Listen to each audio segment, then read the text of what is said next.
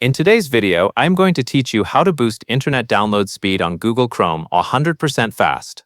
To begin, open Google Chrome on your computer. Once Chrome is open, move to the address bar at the top. In the address bar, type Chrome/flags and then press Enter on your keyboard. This will take you to Chrome's Experimental Features page. After the page loads, look for the search bar near the top of the screen. Click into that search bar and type Parallel Downloading. Chrome will filter the available flags and show the matching result. When you see Parallel Downloading appear, look to the right side of that setting for the drop-down menu. Click the drop-down menu and change the option to Enabled. By enabling this feature, Chrome can try to speed up downloads by using multiple connections for a single file when supported. This does not guarantee the same result for every download, but it is a useful setting to turn on if you want Chrome to be more aggressive with download handling.